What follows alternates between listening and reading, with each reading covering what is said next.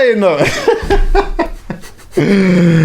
I got my brother with me today. Listen, let me tell you something, yeah? Do you know how much people have like actually shouted me and said, get Benny Scarr on the podcast, get Benny Scarr on the pod? I'm like, why?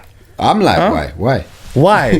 Why is it? Like, what type of conversation do you want to see him have? Like, why? I think one of the reasons being, yeah, is because I reference you a lot and reference our friendship a lot, yeah? Not just within music or whatever, but just in life. Do you get what I'm saying? So I think that, like, when people sort of, you know, join the dots of like, oh, right, okay, so you got a good friend that you talk about, yeah, and like, so he works in the music industry and shit. Oh, he manages Dave and like, yeah, bro, have him on, innit? So I think that is kind of the thing. But so yeah, this is different. This is definitely different for us. It's definitely different. It's very, very different. But how do you feel being in it? Because obviously, bro, you know the journey, bro. You've seen where I've started from with this and whatever. What is it like actually sitting on the sofa? I feel like, first and foremost, that like it's not easy, for anybody to set out on a mission,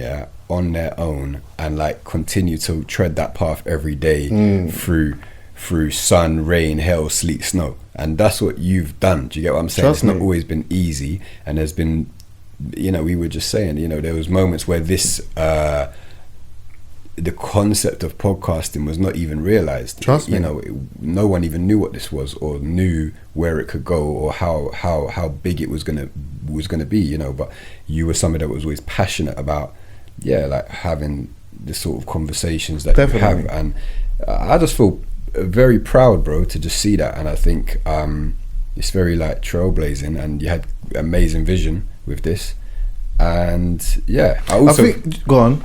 It's also like, for me to be sitting here is very weird, because when you have like, I don't know, like you sit in these kind of settings with a mic and you're having a conversation or you're answering questions or whatever, like there's normally like an element where it's not with your friend, isn't it? Yeah, exactly. Like, you might know the person, you might know them well, but it's not your brethren. Nah, exactly. Because obviously when we chat, we don't link with the thought of, right, when I come to your house, we're going to sit on a sofa and now we are going to have a conversation about X, Y, and Z or whatever.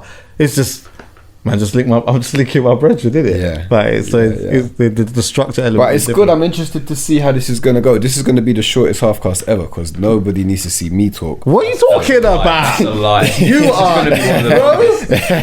Before we, do you know what? Before we, bro, he wants a real long one. Yeah. My friendship with you goes back a very long time. And I always think of a time, bro, where one of the first times I met you, and I don't know if we ever spoke about this, but one of the first times I met you was through a girl that was your friend, and that was my girlfriend at the time. And are you aware that when she told me about you, I could not stand you, bro? Bro, I couldn't believe, when I turned up to the house and I saw this guy, I couldn't believe what was going. What you talking about? This is your brethren, bro. I could not believe it. You know that. I don't think I've ever told you this. Yeah, I could not believe it. I thought you're actually, I feel like sometimes as guys we can do this as well. Like build a whole situation up in there. In your head. Like, bro, I've come there thinking to myself, you are actually seeing another guy and you've just brought him there in front, just like that. You've just done that. Like, you just done that.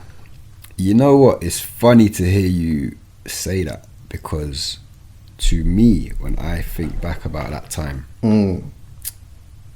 like, Chuckie, MC Chuckie was a... Stop.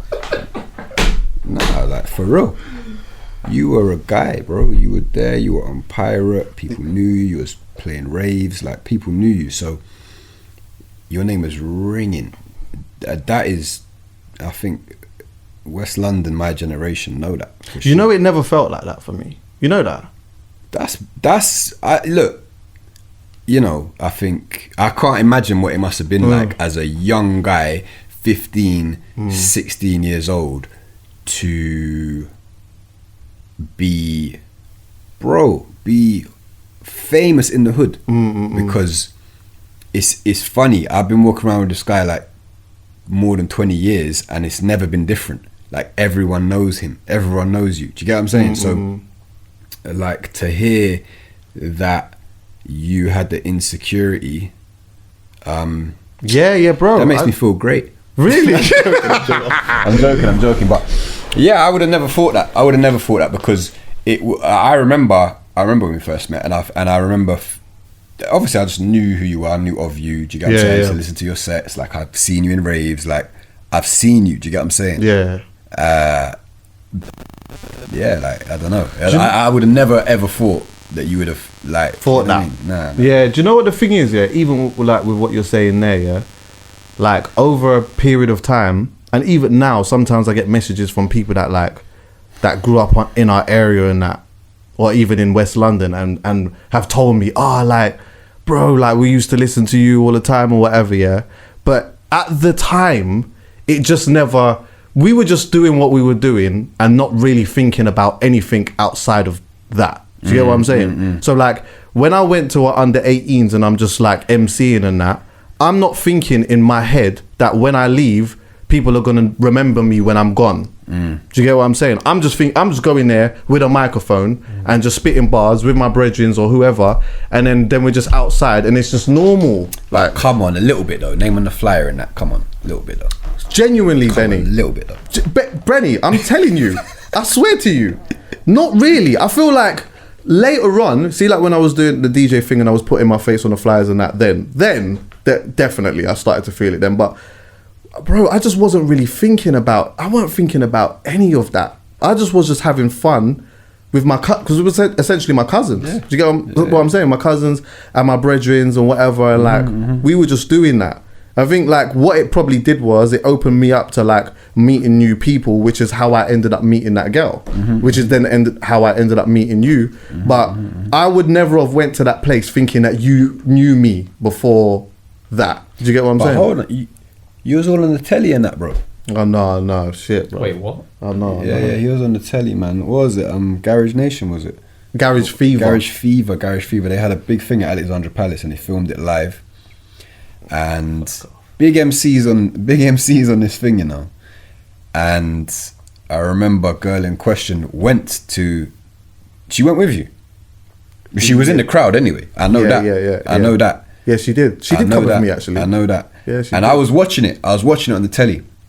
And he come out with Wiley. Him and Wiley. Is this where the famous video comes Yeah, from? this is where the famous video Fuck comes off. from. That's where it comes from.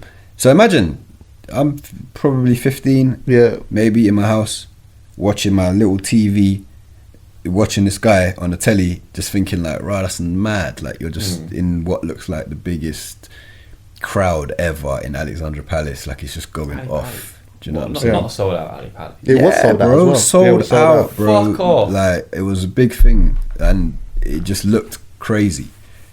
Shit. Do you know what I'm saying? 20 years ago, man's on the telly. front of what? As a young guy, he wouldn't have even been 18 years old. No. In front of that 10,000 people? Yeah, so like it was like in front. Yeah, it was. Do you know what the thing is? Yeah, even then, I go back to that time. Yeah, and I remember walking in there and there being loads of people and that. And then like I was backstage and like all the MCs and that were just like, they were all talking to each other and like talking to Gyal and all these things, and I'm just little me just walking around and whatnot, and I was standing at the side of the stage just waiting for someone like at some point to give me the microphone. And I think with the under 18 thing, what helped me a lot was that they were always booking quite big MCs. They were booking the biggest MCs and the biggest DJs. So they're always seeing me. Like the MCs and that are seeing me, Mega Man seeing me, DT, all of these guys are just seeing me. So when I'm standing next to the side of the stage, I'm not a unfamiliar face. So I always remember DT handing me the microphone because that was what he would do if he came to the under 18 that I was at. So I just went up, started doing my thing, whatever. Wiley's come up. We going back to back and that.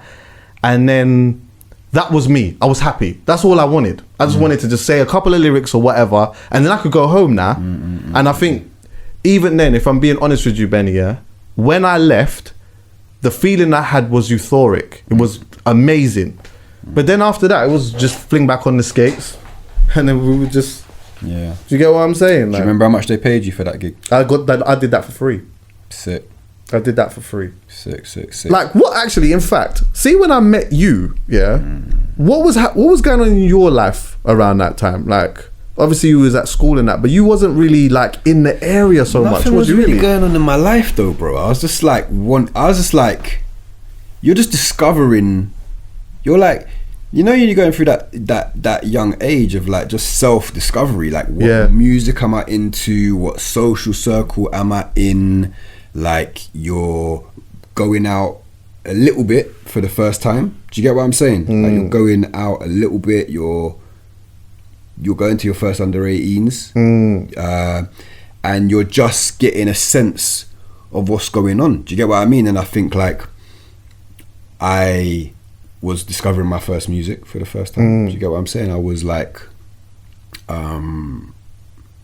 that just doing that, I guess, like, you know, just what was that? What was your first music? Like, obviously we was into garage and all that. Yeah, like a bit just, of grime and bro, that. Just that's it. Like, was you all because I feel like when we used to par a lot, and we had a stage where it was unproductive, it wasn't doing a lot. But one thing that was always around was music. Yeah, we was always listening to a lot of rap music and stuff like that. Yeah, and like you always had a certain taste for a style of rap music and that. Yeah. Do you get what I'm saying? Sure. Talk a little bit on that. Like, when did you start discovering more that side of things?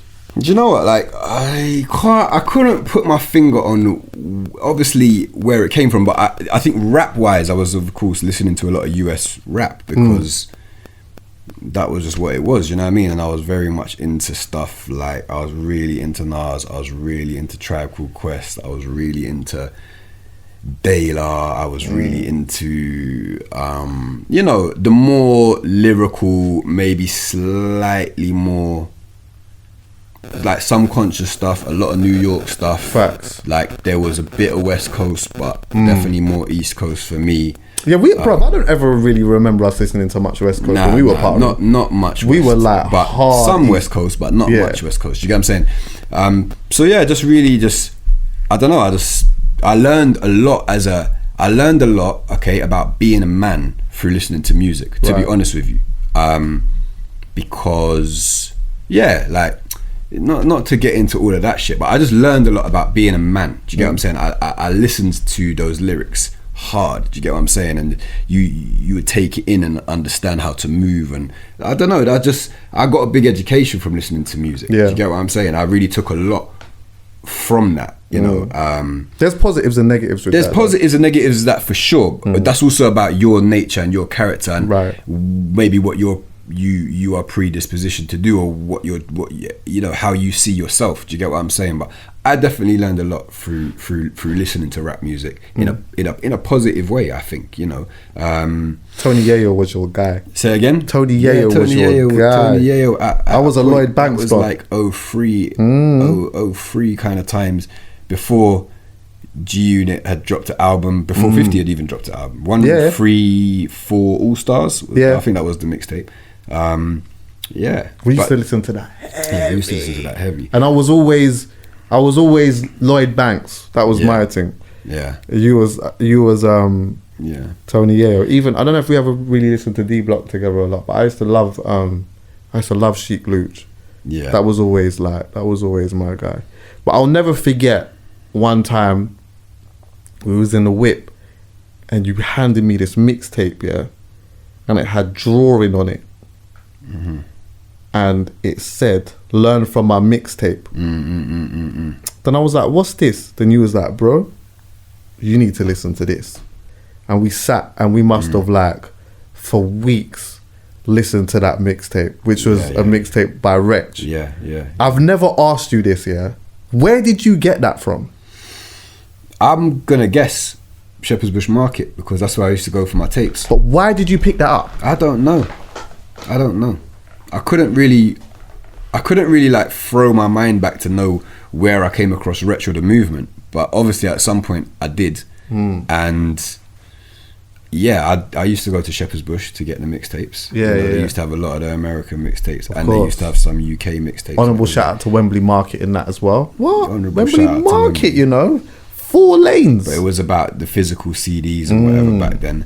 And it's funny because today, Potter dropped his tape Yeah, or whatever a week ago. I've been listening to the tape, and in one of the latter tracks, he says, I can't remember verbatim the bar, but learn from my mistakes and learn from my mixtape. Yeah, of course. And Potter has that thing where like he repeats the last bar twice. That's like a style of his. Do you get what I'm saying? Yeah. So he said it twice, and I was thinking, right, he didn't reference Wretch, but like I was thinking like, I just immediately made me think of the tape. Do you get what I'm saying? Yeah, of course. Because he says it twice, learn from my mistakes and learn from my mixtape, like however he says it. So it's funny that you bring that up. I feel like that's an interesting thing to bring up, purely because I think the more that we talk about, the more that we even talk, the more that like certain things start making sense. Even more so for me when I think about you as a friend, because we used to go to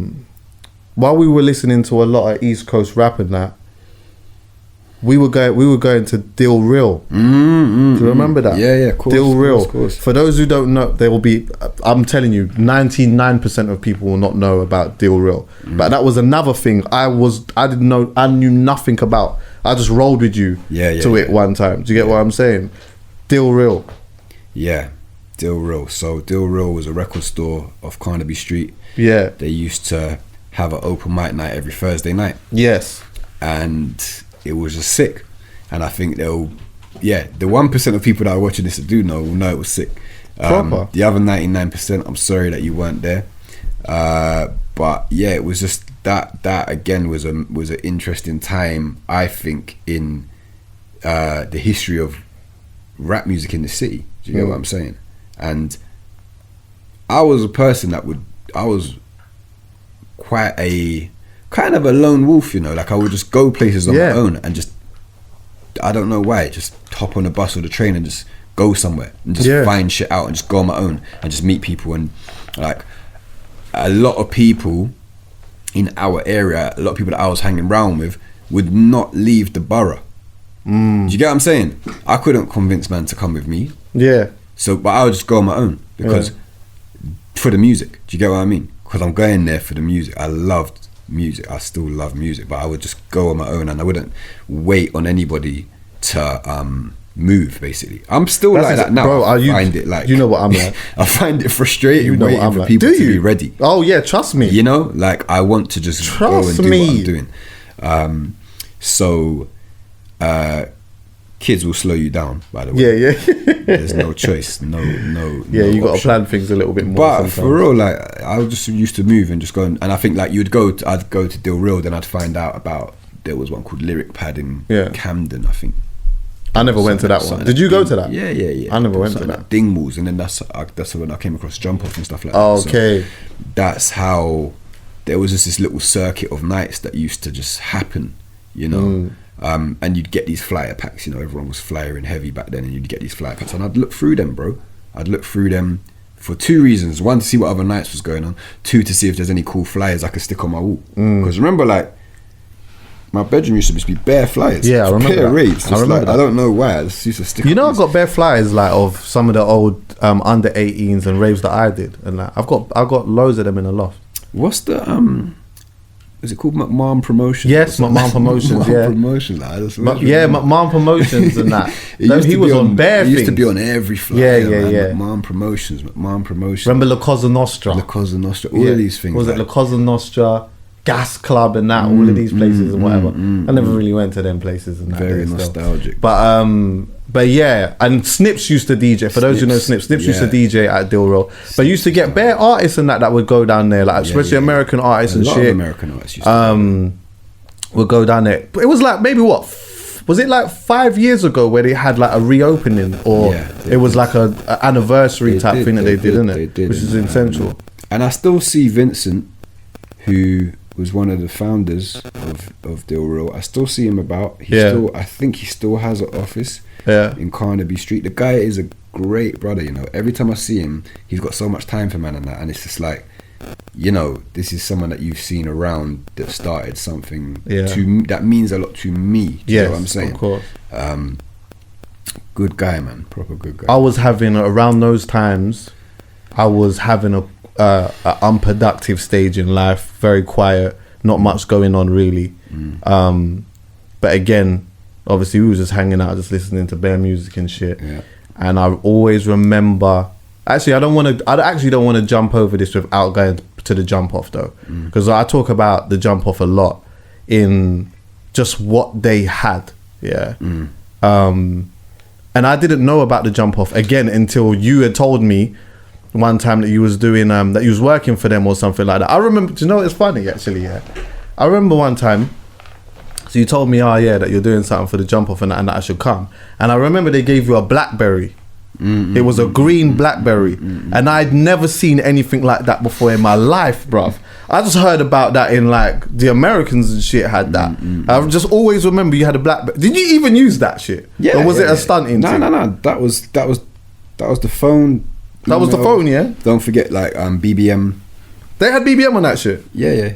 Oh, mad, because that was early. That was the. You said, how are you gonna ask me to got BBM? Do you know what that stands for? Of course, Blackberry BlackBerry Messenger. Yeah, but do you know what? Still, to be fair, like the phone is called a BlackBerry, but I felt like maybe the messenger could have been a progression. Nah, it was I don't know, but anyway, they had BBM. Yeah, of course. It was like, it was sick, bro. But the jump off was one of the sickest things, bro. Like literally, they had like a live night. Interject if I say something wrong, but they had like, it was like a showcase of basketball, break dancing.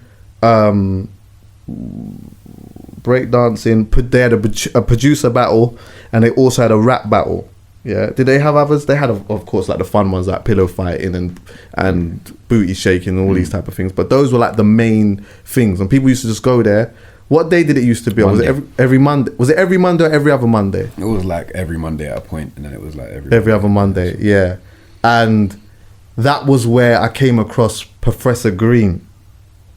When he was absolutely smashing people to pieces in that freestyle battle. Ridiculous. Bro, absolutely mad, bro. This guy was just coming on his microphone and just like his clarity and the way that he was just like saying things off the top. I know that there was probably times where he was sussing his opponent from before and maybe making up things in his head. But even then, that's still a massive skill within itself. Bro, 100%, man. Just to stand on the stage and even do lyrics of any, whether you've written them or not, is mad. Do you get what I'm saying? And I think, he really had that locked from early. Do you get what I'm saying? He had that locked from early. But there were so many good people, man, that we probably both met through there. I met Manny Norte. Manny's my guy. Big up Ara. Of course. Big up Harry. Like, you know, these are the brothers that were behind that, and I think had a huge passion for rap and hip hop music and culture. I was just about to say that, yeah. And really wanted to bring that to London. Do you get what I'm saying? And I think they were very, they had great vision in doing that. Do you get what I'm saying? And they really, to me, obviously I'm biased, like it was a big part of my life. Do you get what I'm saying? But I think it was like phenomenal. Do you get what I'm saying? I feel lucky to have lived through a time where these things was going on, especially to see where things have come to now. Word. You know, but yeah, we met Manny there, we met Dreddy there, we met Professor Shorty Green Blitz. there, I met Shorty Blitz, I met Labyrinth, I met Baby Blue, I met flipping just a whole Estelle, load of people. Estelle used to come through there, you know, and there was other people that I wouldn't even say I particularly met or came close to, but a lot of people that featured. JME featured through there, Skepta featured through there, Diversity, the dance crew that you see on they used to shell. You see them on Britain's Got Talent like just the other week. Do you get what I'm saying? Like, they were doing this 15 years ago. Do you get what I'm saying? Ashley Banjo was like a kid at those times, so it's like, it's mad to just see them now doing what they're doing. Do you get what I mean? Of course. So there was like so many people that came through that grind and that graft. Do you get what I mean? Even Asher D went and battled there one time. He did, didn't he? And you know what? Listen, man, Ash's career's gone like that, but that was a tough night for him. I knew it was, wasn't it? I'm telling you, that was a tough night for him. But you know what though? I feel like one of the things that they So Solid in particular faced, was that it was naturally a tough night for him anyway. But they had this thing where people loved and hated them at the time. Do you get what I'm saying? And like some people just didn't. For some reason, some people just didn't take to them. And I always remember going to being at under 18 one time, and there was this thing between So Solid and Heartless Crew. There was like always this, I'm So Solid, I'm Heartless Crew. That was a thing. If So Solid came, then some people would feel like it was I know it sounds mad, this is like a lesser version of this, so don't take this out of context, but it's a lesser version of this. But there was like a Tupac and Biggie thing. It was like I had to like one or the other, and if one came and I didn't like that one, then I was not gonna dance, or I was just gonna stand there and boo or do whatever. And so for some reason at that time, as much as people loved So Solid, there were still people that were like, them guys think they're too this, or them guys think they're too that. So no matter how sick he could have been at that point, people still already would have had in their head, he's one of them. Yeah. Do you get what I'm saying? You know what? That time though, to be specifically about that night and like where like there was rap, like rappers that were rapping on rap beats. Do you get what I'm saying? And there was like, is it garage? Is it grime? Is it, what is it? Do you get what I'm saying? And like, for real. You couldn't come from like garage and grime and being an MC and coming from that background versus like someone who was really rapping. I don't want to say really rapping, but someone who was rapping on like more traditional hip hop. Right. It was like you can't clash. Merge. Do you get what I'm saying? But you're coming into Jump Off, which is about hip hop. In its purest form. It's not about grime and garage. It's not about that at all. It was definitely more American influenced in that sense. Do you get what I'm saying? Very much about rap and hip hop. So I think that like the crowd and the audience, they never want to see no one come out there and start spitting double time. They didn't want to see that shit. Yeah, that's for real. They didn't want to see that shit. So it's like that moment was just like it was hard to win that, bro, if you were gonna come there and try and do an MC thing. And also you wasn't freestyling. Oh yes. Oh yeah, because they were proper big on that. Yeah. But that was the exciting thing though. People used to be like written. Yeah, Shouting that out. But that was sick though, because it was like that spitting off the top of your head and just coming up with shit just off the top was the most exciting thing. If you were coming with, it's a magic trick, right? It's a magic trick. You can't work out how they've done it. It just looks unbelievable. Do you know what I mean? And that's the thing. It's the same effect as magic, like proper freestyling is like that. You know. So. Did you see after that in that period there? Yeah, was you then focused on trying to work in music? Yeah, because I feel like, again, we're just hanging out, we're just good friends, but we're not talking about, at that point, we're not really talking about pursuing something, barring one night. Barring one night. You know the day. Right. We went to, you say it. You say it. We went to Earl's Court. Yeah, we went to Earl's Court. We went to a show. Urban Music Seminar. Yeah. Who was there? Cassidy was there. Alicia Keys was there. Who else was there? Was Jay-Z there? Jay-Z was there. Jay-Z was there, of course. Jay-Z was there, bro. Flipping. Who else was there? Who from the UK was there? Because I know there was someone from the UK there. It wasn't So Solid though, was it?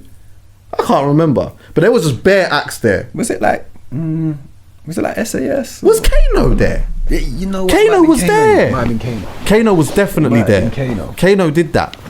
Kano definitely did that. And there was a moment where we were kind of like, yo, what's going on backstage in that? Like, what's going on backstage? We need to get in the game somehow. Do you know what I mean? I'll never forget that. We need to get in the game somehow. There was this inquisitiveness about what was happening outside of just what we could see on the stage. yeah, and more of a like, how does this work? Who is doing what? Like, and we didn't have a big conversation about it. It was just a very brief, kind of quick thing of like, we need to kind of get in the game. For me, I left there feeling very inspired. But I remember when you shouted me and then told me about like, I don't know if you got the internship at Ireland at that point or whether it was when you was working at the studio. It was later. Yeah, you was working at the studio and stuff, right? And I think for me then at that point, that was when I was kind of like, I need to try and get myself. Well, as soon as you told me that, then I was like, you know what? I need to try and get myself in the mix of something, which is how I then ended up at Sony Street Team. So I think you was at the... you got the timeline. All right, go on. So, by the way, it was called a Nokia Urban Music Festival. It wasn't an Urban Music Seminar. Okay. Big up Kwame. But it wasn't Urban Music Seminar. That was a different thing. Went Royal Festival Hall to that, yeah. Okay. But the one that we're talking about in Earls Court was Urban Music Festival. It was a different thing. Okay. That was more performances and shit. I know exactly. Yeah, I get it. And it was sponsored by Nokia, hence the name. Yeah. But look, that would have been you even remember it being Nokia? That was about your memory is nuts. Yeah, go on. My memory is terrible, but that I remember. That was about 2004. Okay. You were working around that time. Way before me, you were working with Jackie Davison doing the hard zone stuff, right? Sony Street Team stuff. You was doing that, and I didn't know exactly what that was or what was going on there, but I just knew that you were doing that. I was doing the jump off stuff whilst juggling some studio work, right? And I was studying production at Point Blank at that time as well. So this is 04, 05. Ish. Yeah. 06 is when I got the internship at Ireland. Right. And we've never spoken about that. We've never spoken about I remember you telling me one day that you was there and I was like, oh, that's kind of sick still. That's just kind of sick. But how did that come about? Like, how did you go from that to that? You know what? This is really actually important, and I think like I still say this to people now, yeah. And it's not to do with me, but like if you are trying to achieve something in life, don't just say it in your head, right? And I thought for a while that I wanted to try to get a job in a label. I don't know why I wanted a job in a label. I just thought that would be official. Like I should just try to get a job in a label. I used to see like Reggie Styles and whatever in the Street Team van for Sony, the TVT van, him and Reds and whatever. And like I used to think that just looked sick. Like they're working at a label. Like it just looked good. Do you know what I mean? I remember Linda was working at Warner. Yeah, Linda's someone we both know for a long time. I know Linda for years. She was working at Warner. There was a couple people that were just doing something that seemed not like a hustle. It seemed like they're actually getting paid to do a proper job. And I felt like, right, that looks good. And I began to start saying to everybody, people say, what you want? How you been, bro? I said, yeah, I'm good, bro. Yeah, just trying to get a job at a label. I just say it every day. Oh, is it? I swear I used to say it. What are you on? I'm just trying to get a job at a label. I used to just say it religiously and say it and say it and say it. And there was a guy at Jump Off called Luke Van Boom. He was a cameraman. And I must have just said it to him one day. And he was like, oh, do you know what? I have a friend that works at Mercury. You should. I'll give him a call. I'll try and put you in touch. So he put me in touch with a guy called Reggie Kerr. Right. Yeah, honourable shout out to Reggie Kerr. Reggie Kerr used to manage the Neo as well, yeah? Yeah. For those who don't know. So Reggie, I remember calling Reggie, and in my head, I thought Reggie's sitting in the corner office. He's the boss. Do you get what I'm saying? And I thought, I'm calling him, like, I was nervous, bro. Seriously, man. And I called him, and he was real cool, really on a level. He was working at Mercury. He was working with Semtex at that time. And like, we just had a conversation, and I sent him my my CV. I didn't even have a CV. I made a CV and sent it to him. There was not a lot on the CV. Let me tell you. I remember that as well, bro. I did not have dog shit on my CV. Yeah, but you just got GCSEs. Yeah, you just got to make up couple GCSEs, couple work placements, whatever. You're really trying to stretch it out. Yeah, exactly.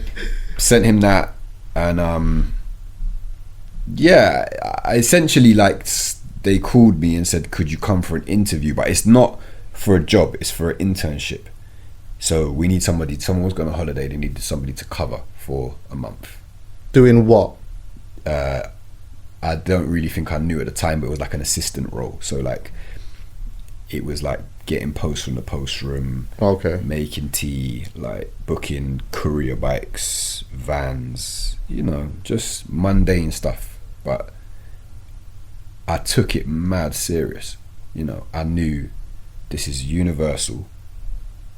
He was working at Mercury, but the interview was at Island Records, and I knew of Island Records. You know, I'd seen that on my mum's record collection. I knew what it was. I knew it was a thing. You know, I just took it real serious, bro. I like did all of the research that I could possibly do. Tried to prepare for anything they could ever ask me, because I really thought it was a big opportunity. I'd never had a proper job before, or nothing like that. You know, these times I'm like 22. You know, so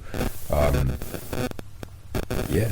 I thought about what to wear, everything. Yeah? Yeah. I thought, I don't want to give these guys any excuse not To say, yeah, he looks scruffy, he looks seriously, this, bro. yeah. Like, that sounds like mad to say, but as a you know, I'm thinking about what I'm wearing. I'm thinking hard about what I'm wearing, but I'm dressing tracksuit, and I've coordinated my tracksuit and my Air Forces and my cap or what. But I'm going for a job interview now. Do you get what I'm saying? I don't know how these people are, but I know I better smarten up a little bit. That's what I was thinking. Do you know what I'm saying? So, you know, but you don't want to not be yourself at the same time. Of course. You know? But I thought about all of that, man. You said, when you told me about it, bro, you said it so relaxed and so laid back, bro. I didn't even at the time really understand the magnitude of what, like, I knew about Island Records, but I just never deeped it. Do you get what I'm saying? I just didn't really deep it. I think that, like, I was just probably just doing my thing, and then now I'm starting to like make more of an effort in pursuing DJing while I was at that other place and that as well. Yeah. So from my perspective, from a brethren point of view, you was at a job, you was just working, just doing your thing, and I was just doing my thing, whatever, and then we would just link and we would just talk about whatever we was talking about, but not really much to do with that until I knew that you was there for a little while, because that month turned into a little while, right? Or yeah, so the month turned into... Was you being paid for that, by the way? No. Okay. No, I wasn't getting paid, and it's interesting because my mum had moved out of London I remember a year that. or so before, maybe 2 years before. I was living in North Acton. I was signing on. Fam, can I stop you there, actually, Yeah. yeah? I remember this. Do you know what is funny? You've had a habit, yeah, of just telling me stuff so nonchalantly, and like, you know, like, when I think back to it, it was a big deal. But you just said to me one day, oh yeah, my mum's like, she's moving, innit? And that was it. And so in my head, I just thought, oh, okay, your mum's moving, whatever. You got this place in North Acton and whatnot. That's just it, innit? It's lit. We're just there. But when I think back to that, yeah, that's a big thing, bro. Like, and like, how was that though? Like, how was that? Because you just had to just move and just be in a different space and sign on and go through all of that. But you never really talked about it. You never once said to me that, you know what, it's a bit, right, it's tough right now or whatever. You just cracked on. I felt like you just cracked on. Bro. But surely it must have been difficult at that point. Can I be honest, bro? I don't remember a feeling of thinking it's difficult, like in a negative way. Like, it was difficult. What I do remember is like, yeah, I was signing on because I needed to get the housing benefit, and then they send you on mad courses. They used to send you on like they just think you don't know how to get a job, so you need to go and do some course. Like, the council would send you on mad anyway. I was young, innit? I was like, maybe I was like 19 or something. But at the same time, I was doing all the jump off stuff, so life was exciting to me. I was so excited by everything that was going on. Like, I was just very focused on that. So yeah, I don't know, like, I managed to find a landlord that would accept the housing benefit and whatever. Also, the lady that I used to sign on with every Wednesday in the council, when I got the internship at Ireland, I had to explain to her, like, I'm not going to come here every Wednesday to sign in it. And she was like, do you know what? But I was telling her, but look at the opportunity. It's a good opportunity. She's like, all right, cool. I'm gonna, if you could come, like, I think she maybe asked me to come once a month or something mad, bro. But I remember she did me a touch. Do you get what I'm saying? To just allow me to not have to try and go from High Street Kensington to Ealing Job Centre and back every Wednesday, because I wouldn't have made that on my lunch break on public transport. Impossible. Do you get what I'm saying? So I was lucky with that. I think there's a lot of like little people in my life that have helped me a lot. Do you get what I mean? Even she wouldn't even remember me, this woman. Yeah, of course. She helped me. Do you get what I'm saying? By doing stuff like that. But yeah, I was so focused, bro, and I was trying to do my music and all of that I didn't mind it being tough or hard. Do you get what I mean? To be honest with you, like that didn't really faze me. I wasn't like yeah, because I never felt it. I never felt like I had a brethren when I was mad young. Yeah, I'm not gonna say his name, but he used to MC with me occasionally. He weren't part of my crew or anything like that.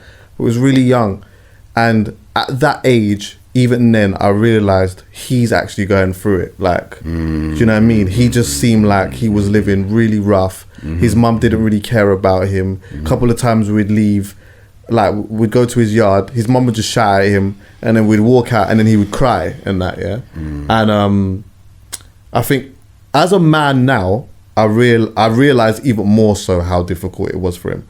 But even then, when I was young, I could see that like his life is just shit, and he probably feels that like no one loves him, and so that was like I always felt like, you know what, just roll with me kind of thing. And he ended up disappearing.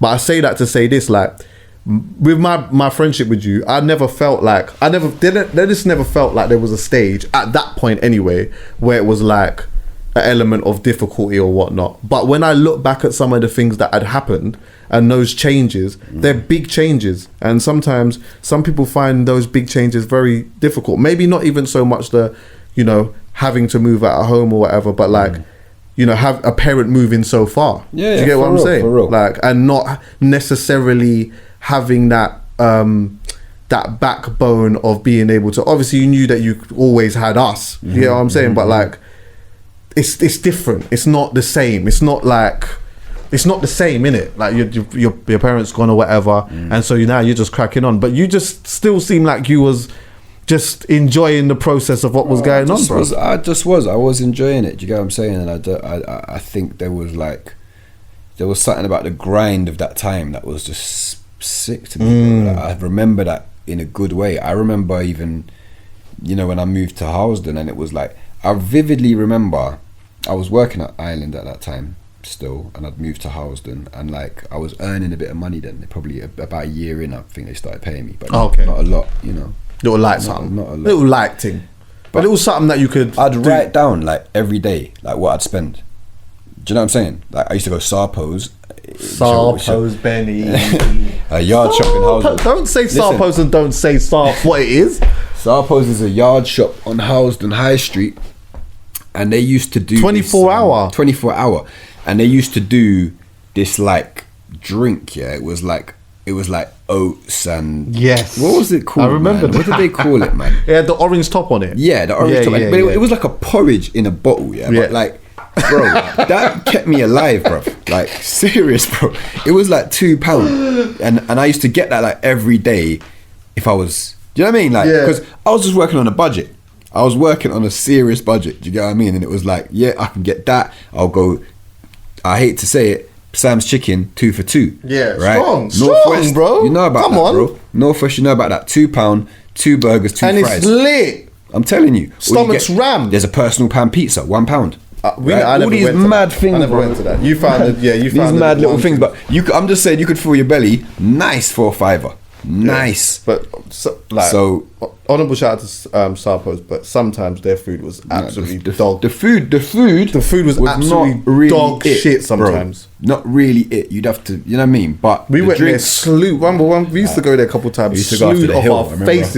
We used to go to the hill in North London, which was the club up there, yeah. And we used to come back slewed, get the Ras Clark the fried dumpling, try and get an oxtail and that. And to be honest with you, the food was kind of, and when you slewed, it was all 4 right. in the morning. You're not complaining. Wicked. Can I interrupt you quickly? I don't know if you ever remember this. Yeah. One time, you're dropping me home in the green Golf. Yeah. Golf. Two things actually that just come to mind. Do you ever remember the It was the emerald cyclist green as well. It was emerald green. Yeah, exactly. Not just normal green, you know. Do you remember the cyclist that almost smashed off your window? Hey, one time, I don't know what you did, bro, but you took a turn in or whatever. Exactly what happened. I remember it. Did you? Go on. We were driving in like Mayfair, yeah? Yeah. We were like the back of Mayfair. I don't know where we were going, but we were driving in the back of Mayfair. Bare one-way streets. You know, it's getting frustrating. Yeah. The cyclist behind me the whole way. I'm turning. I'm trying to find. Bro, don't lie. Did you see the cyclist from behind? No, You didn't see him. I seen him at points that he was there, but like I don't know. I'm not clocking him like that. I'm not thinking he was still behind, man. Yeah. You know what I mean? Yeah. And I think I just turned. Boom. He Bro, smashed into the side of the He car. got bro. off the bike, yeah, and he gave the window one punch. Bro, I don't know how the window didn't break, bro. But here's the thing. Okay, I don't know if you've ever tried to smash a car window. Nah, it's before. hard still. I've tried to smash a car window. Why? Because I was we're young. gonna talk about that. I was young. We're gonna talk about that. It's we had a hard. You had a couple of those It's ones. I'm not gonna hard, lie. bro, to smash a car window if you don't have the thing from the back of the bus. Oh yeah, I hear that. It's very hard. I hear that. You stuff. could take a hammer to a car window and hit it, and it might not break, bro. It might just bend. Wait, are we talking about the passenger window or the? The It passenger. was he hit my side, bro. okay. He hit my side. Yeah, But yeah. if this was now someone punching your car, you'd think I'm gonna get out on rage at this guy. But he hit the car so hard, he nearly broke his own Yeah, hand. exactly. No. He nearly broke his own hand, bro. Yes. He was in pain. Yeah. Mad pain. And it was the moment of like, I'm so mad that you've hit my car, but I've also knocked you off your bike, and now your hand might be broken. This is Yeah, just that's funny. it's long. This is actually. And you know what? This is you actually could just see in the moment after he punched the window. he didn't even. He simmered a bit yeah, because it was like he was on 100. He smacked the window, Brought him down to and then that he was like, "You fucking out." Yeah. But then it kind of like, you know what? Yeah. Yeah, and then thing. But there was another time quickly, yeah, when you went to drive me home and we was near flipping Church Road or whatever. Do you remember that one? And then the two brothers jumped out of the whip. Yeah, what was that again, Bro, I've always thought about what was gonna happen if we didn't see that. Yeah, that was. Bro, we was by Church Road and Yeah, that we was was in the nuts. Gulf late at night. You was dropping me back at like 4 a.m. or some shit like that, yeah. And the next minute you saw in the rearview mirror 2 men jump out of a car, ran towards your car. Yeah. Bro, you just bust the left and that was it. Yeah, and I bro, remember that. to this day, I always think about like, had we not have seen that, like, how different would our lives have been? Yeah, I don't know what they were on, to be honest with you, but I do remember that. But anyway, back to the thing and that. So yeah, obviously, Ireland making a little bit of money. One of the things that I wanted to bring up and have a conversation about actually was just has been a lot of conversation recently about, well, not even recent, yeah, I'd say recently, about internships and people not paying for the paid internships. Have you seen them? No. Have you seen conversations No, like that? I- Okay, yeah. So sometimes like people will talk about internships, paid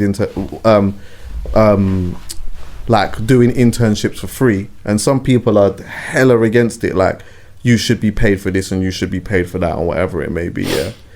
And in my mind, I've always thought this is about context to me.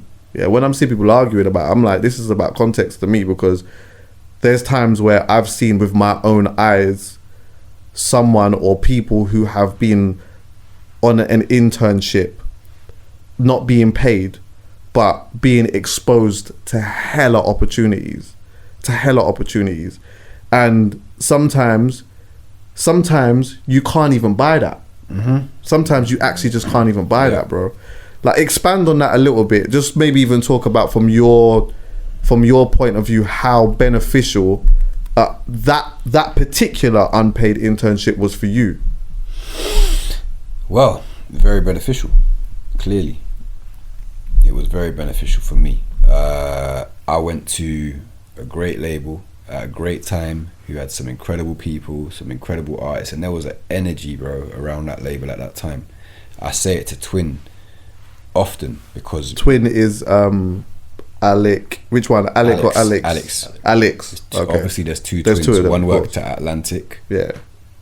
One worked at Island, and Alex worked at Island with me. So he started not too long after me, you know, and me and him are proper close. We still talk often. Do you get what I'm saying? I talk to both the twins today, and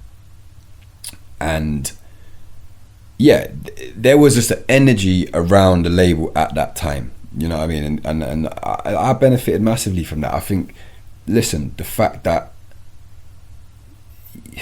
there were just a lot of people, man, that helped me out there. I can't even, like, it's the obvious thing for me to single out Darkest. Darkest done a lot for me, all right, as just a black man in that position, somebody that was from West London, as mad as that sounds, from Fulham, went to the same school as my dad's. Darkest was an A&R, ended up being president of the label. Yeah, he was an A&R person, and he ended up becoming the president. So, but look, Darkest did a lot, but Ted did a lot for me. Ted was the head of marketing there at that time. Sarah Borman did a lot for me. She was a marketing manager. Warrell Islam was an assistant that had been there for a while, and he knew everything back to front, and he took the time to show me everything. So, like, all those people really contributed to my learning, you know, and my work ethic as well.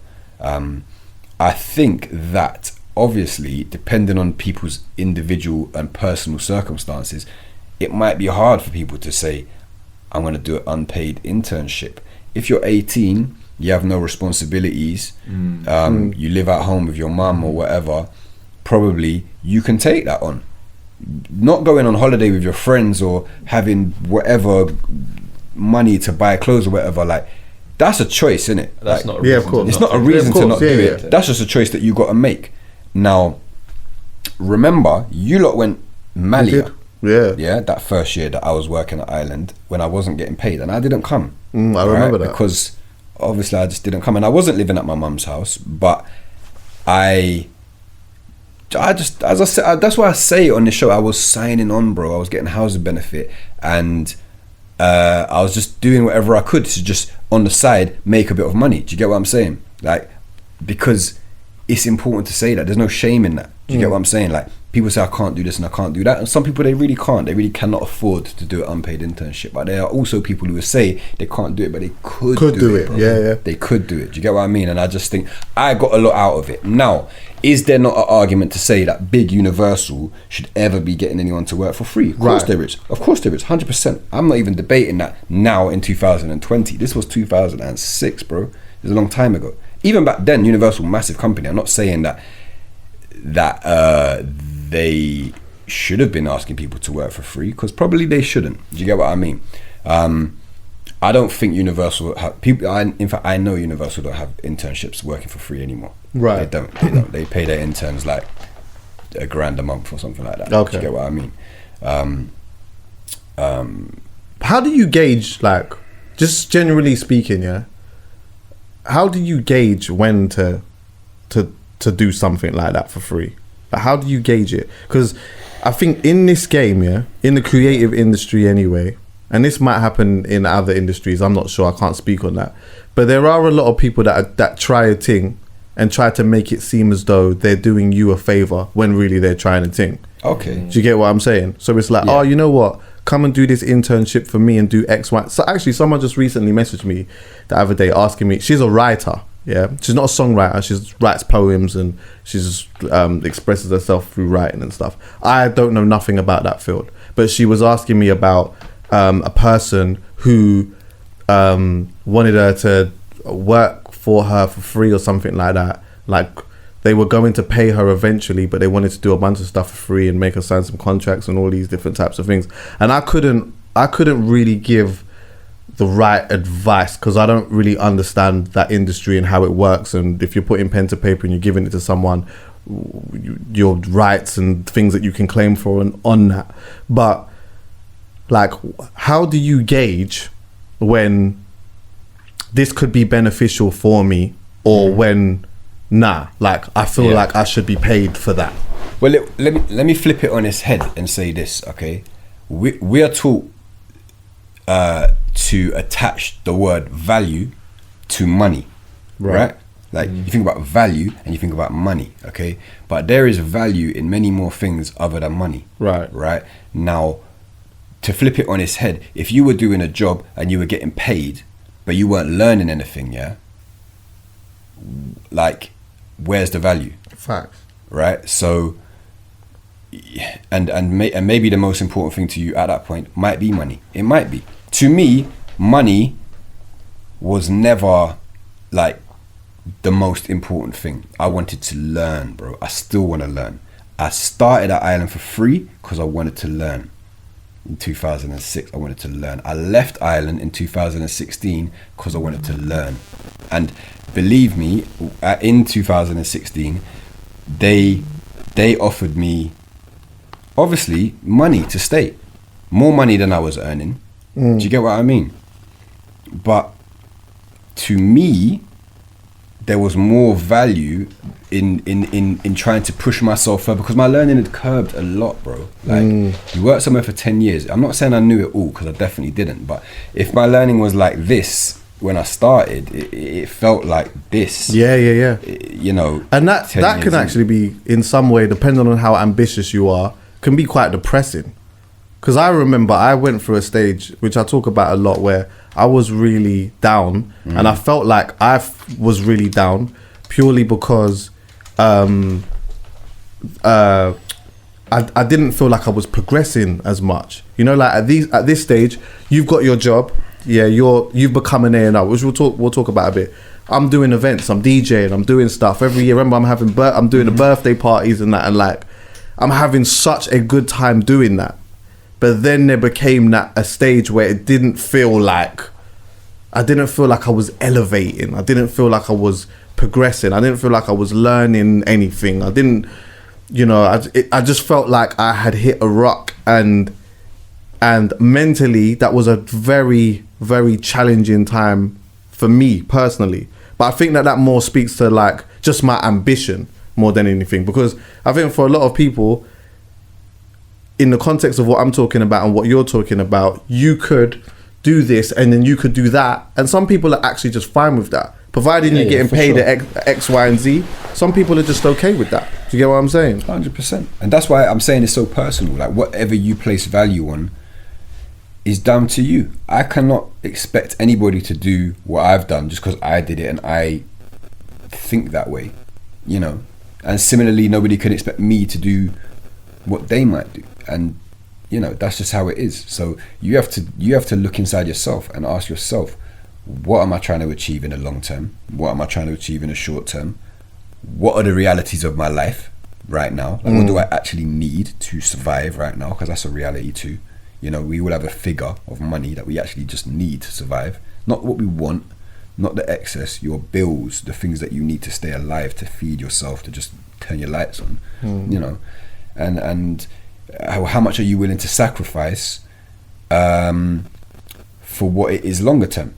And there's a lot of good in sacrifice, I believe. I think that if you can, you know, money can be a distraction from the bigger goal. Definitely. Short term money can be a distraction from, you know, the long term ambition that you're trying to achieve. But as I said, this is not for me to project onto anyone else. Everyone has to make their own decision as to what is fundamentally important at whatever time. I just know that I have conditioned myself to think about learning and, you know, trying to gain as much knowledge as I can in whatever area that it is that I deem myself to want to be working in or whatever.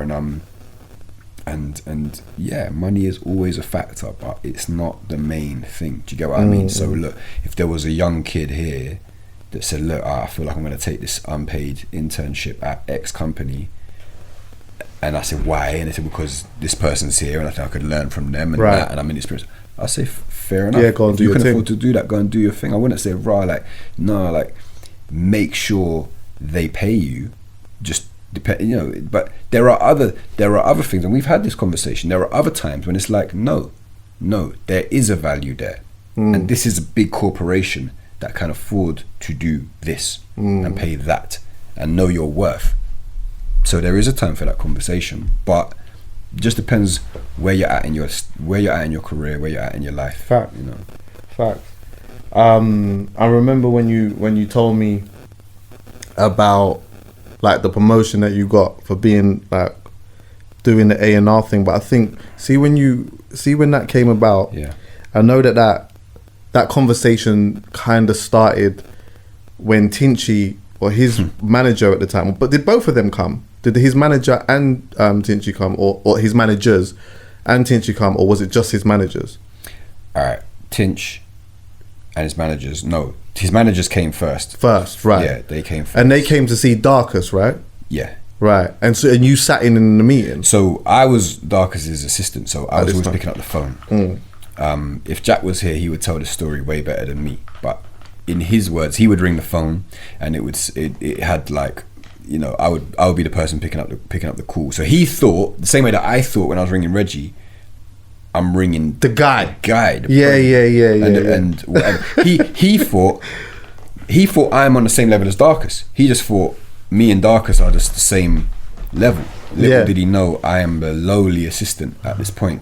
But yeah, Jack and Archie both came for a meeting together with Darkus and myself. You know, rap, grime, whatever. It was not mainstream at that time. No. You had I tell you what you had Dizzy. Yeah, definitely. You had Kane. And you had Wiley at that time had released Rolex. Oh, right. Very wait. So wait, he released Rolex before Tinchy started. Before Tinchy started that. Yeah, at you. That's what I'm saying. Yeah, I don't mean it as in started his career, but started. Okay, because okay. And see with Rolex, you wasn't involved in that. Twin signed that. Okay. Twin signed that, man. Right. I remember this moment, of being in. Reggie Yates used to do these dances called Trading Places or whatever. Yeah. And he used to do them in like venues that me and you should never be in. Like venues that sometimes I don't even know if they were like due to hold parties, but he used to get these sick venues in like, I remember it was being like Bloomsbury Ballroom or like some mad hotel, or he just used to get these sick parties. He did one in Labrador Grove somewhere as well at one point, I believe, but it wasn't it just wasn't in the tip. It weren't in Black Club, put it that way. It was just in a different place. In a left venue. But there was a one night where I just remember he grabbed the mic and he was like, my brother Twin has just signed the biggest record and and then he just played Rolex, and Rolex was just going off at that time. And I was so in awe of everything that was going on. Do you know what I mean? And like Twin was like a few steps ahead of me. Do you get what I'm saying? In that he had his job at Ministry of Sound. I remember he had a business card, Alec Boateng, A&R manager. I was thinking like, rah, this guy's like mad official. Do you get what I'm saying? Yeah, I proper remember that, but I digress anyway. So that was what was going on in that time, and like the meeting with Archie and Jack and Darkus happened around then. We didn't sign Tinchy for probably another year. You know? Right, because from my recollection, or from how I don't know where I've got this information from, whether you told me this or whether I've just heard you speak about it from somewhere else, was that Darkus wasn't really trying to do it, but you then was like, I want to do it. Yeah, I was keen to do it because obviously I knew Tinchy already. I'd met Tinchy a couple of times, not from Jack and Archie. I just met him. I used to go to a studio where Westfield is now. There used to be a milk factory, the Unigate factory, right? Okay. It was an old milk factory, and there used to be studios in there. And one of my friends used to run the studio. Two of my friends used to run the studio. Hugo and Dave, they used to run the studio in Unigate factory, and I used to just go down there for whatever reason. Well, because obviously I just used to like being around music, and Tinch used to come there to record. Like a few of the MCs used to come there to record. Tinch used to get the Central Line there to record. He used to get the Central Line to White City and walk up there to record. So I'd met him a couple of times, and obviously I was a fan of his music anyway, and I just was like keen to do it. And I think they were surprised. Jack and Archie were surprised to find someone in a major that knew the context of what was going on here. You Yeah, know what I'm yeah, saying? yeah, And yeah. I was very keen to do it. And look, Darkers was like, I think he saw what was going on with, obviously with Wiley and whatever else was happening. I think, you know, Dizzy was doing this Dizzy. independently at that Yeah, moment. yeah. And I had tried to do... Had Passed Out licked yet? No way. Passed Out was like 2011, bro. That was Way later. That was way later. Oh shit! Of course. That was way Okay, I'm later. getting my So- time mixed up. Of course, yeah. Actually. So, I'm thinking about when we went to New York and that, but Yeah, yeah, no, go on. that man. was- It was way later. where am I? I'm losing my train of thought. Flipping. You were saying that Darkers had kind of seen. Yeah, what was going sorry. on. So he'd seen what was going on. I'd tried to do a couple things, not like properly sign them, but like just tried to do a couple like little development deals or whatever beforehand. And Tingy thing came about, and he was just like, "Look, do you want to try and do a single deal?" So we did a single deal for Strider Man. All right. And credit to Jack and Archie, because they done all the legwork. Really, like they had pretty much brought on a radio plugger themselves and got it on Radio 1, which was completely unheard of. Do you get what I'm saying? Yeah. And I think we'd signed the song for about 15 grand. Strider Man. And yeah, we put it out. These times you just prayed for a top 40, and the top 40 didn't come. I think it went in at like number 80 or something like that, and I was your ass, boy. Oh shit, boy. Strider Man. Yeah. What, written by who? Written by Fraser T. Smith.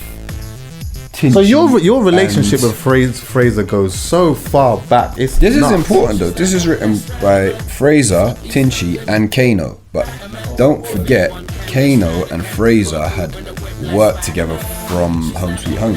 Okay. Right? And Fraser, I think, played some guitar. Yeah. And Yeah, he whatever, done some. Yeah, he and done some stuff on it. production on from back then. Do you get what I mean? So Yeah. they had that relationship, and when you listen to the hook, think about Yeah, you can hear Kane. Yeah, You can hear Kane. think about So with the top that didn't. So you didn't get a top 40 with that, no? No, that was like when number 80 something. Oh, okay. I remember being mad. I was very devastated. Serious? And you know what? Darkus thought it was so funny. Did he? Yeah. Why? I just remember him laughing at me saying, "You thought it would be easy." Easy. I was like, do you know what? Was there this? That's funny. You got to know the character of Darkus though. He's a very like loud, brash, like laughable. Like he's a funny guy. Do you get what I'm saying? But did he get the vibe from you beforehand that you just thought that would be? I That don't was know you what he talk, thought. Was you I don't talking know in the what he office thought. on a vibe of like? Nah. You know that's not me. Yeah. I wasn't talking like that. But I think I was optimistic. Do you get what I'm saying? And I think it was on Radio 1. Do you get what I mean? Radio 1, 2008 or whatever was like, that was big. That was like, you might actually do something here. Do you know what I mean? And Yeah. it didn't connect like that. And he just could see the devastation in my face. You know, and I just remember him laughing, but not in a I'll tell you bad one way, thing. but like, That was one thing Benny never brought back to the ends. I'd never heard about that one. Yeah, yeah. You never came back to me and said, "Yeah, Nah. bro, you know what? It didn't. Tried to drop that one, it didn't think. work. Still, It didn't think. But he said to me, Go "Look, on. man, you can have another shot. You can Right. have another shot, and if it doesn't work out again, then you're gonna just have to you know Kick what I mean? back and do the just assistant thing. Do the assistant thing, basically. Yeah. I was thinking, bro, no, please. So, we went and re-recorded some more, and went back with Fraser. And long story short, I'm not gonna go into all of the detail. Yeah. But we recorded "Take Me Back." Tyre Cruz jumped on the hook. That record did go top 40. yeah. And then that was it. That record went top. That went to number 3. That record. Yeah. And that was it. So that changed everything. And then When you say that changed everything, yeah, because I also remember a conversation when you was like, Chucks, they've kind of hit me up with a contract now. Do you get what I'm saying? And you said that to me. So was that like, see when you got the number 3, did Darkus then come to you immediately or pretty soon after and be like, nah? So you had the top 3 and you was just still top 3 kicking back. happens. The top 3 happened. We signed Tinchy on a full album deal. Then Did these times it's still normal, like the normal wage, the light thing. Yeah, I was on a humble wage. Yeah. Trust me, I was on a humble sub 20k a year Strong. wage. Yeah, strong. Humble. Wasn't even watching that. I know you was just still very, bro. Still very much working. Still very much enjoying the process. I know that there was a point, though. I do definitely know that there was a point where it was kind of like, hold on a minute. Nah, I'm kind of working. I'm doing some things here. Things change. Man are doing some shopping and that. Yeah. I remember that. Man was doing some shopping and that. And you just kind of wanted to be involved in just a shirt. Do you get what I'm saying? I just want to be able to just say, you know what, like, let me just be able to at least I've been working. And I heard you, Benny. Yeah. I did. So that happened a little later. So the Strider Man number 8, Take Me Back number 3, then the N-Dubs Tinchy N-Dubs, that went number 1. That was like ridiculous for us. And then Never Leave You went number 1, then the album came out, went number 2, and it was at that point when they come and said, look, contract. You'd earned it. At that point, it was undeniable that you'd earned it, right? Yeah, so that happened. That was such a move, though, man. I was so proud of you as well, actually. And I remember coming to the office one day and going there, and you had your own office, and I was like, I couldn't believe it, bro. I'm like, rah, like, man, it was a small little space, but it was just like, rah, this is very, very serious. Do you get what I'm saying? Yeah. It was decorated in a way that you wanted it to be decorated, and that as well. And even that said something, and that was quite inspiring, bro, because you know, like, again, sometimes when you're just friends and you both have, you know, music in common and all of that stuff, yeah, and you say things, we can all just say things, but when you become the person who puts the actions into the words that you're saying and really stay focused and do something, as someone that stands next to you as a brethren, that only inspires you to want to do the same. Because one thing for me is, I got to a point where I felt like I didn't want to let the side down. Do you know what I mean? I didn't want to let myself down, but I didn't want to feel like I'm standing next to my brethren that like are doing things and I'm not doing anything at all as well. I just wouldn't have felt comfortable. So, and that maybe that's just how I am as a person. Some people would have felt very good about that anyways. Like, you're just doing your thing and I'm just here doing fucking around or whatnot. But for me, those moments there had always inspired me to want more for myself. Do you get me? But can I just say on that point, I always knew, you know, with you're someone that's very talented. You were a talented MC. Even when we was trying to rap, you was very good. You was DJing, and you were out there as a personality that people just knew from a young age. And I knew, like, I didn't have those things going for me in the same way. But that inspired me, you know, like that. Even those insecurities that I had inspired me to work harder. Even, you know, my cousins and that were producing, they were making good music. Do you get what I'm saying? And I knew, like, I don't know if I can make it as a producer. I definitely can't make it as a rapper, like, but I love music and I really want to work in music. And so that process of like finding a sort of space for myself was driven massively by yourself, those guys, people around me that I felt were more maybe gifted, do you get what I'm saying, musically, and more, I think if you would have asked at 15 who's going to make it in music, I don't think nobody would have said it would be me. Do you get what I'm saying? But that made me know, like, I'm going to work real hard, you know, because I'm not blessed with that. Do you get what I'm saying? That's not my trajectory right now. Do you get what I'm saying? But I knew in myself, I know I can work hard. You could do something and make something of yourself. Yeah, and I always felt like, even though I never used to play or whatever, or, you know, at that time, I knew, like, I just felt like I understood something. Like, music spoke to me, and I felt like I'd quietly in my room studied a lot of music and had a good understanding. I wasn't really that vocal about it, but I felt like I'd listened to so much music, and I'd really just soaked it up and taken it in. I just used to just love it, and I just knew I couldn't do nothing else really. So.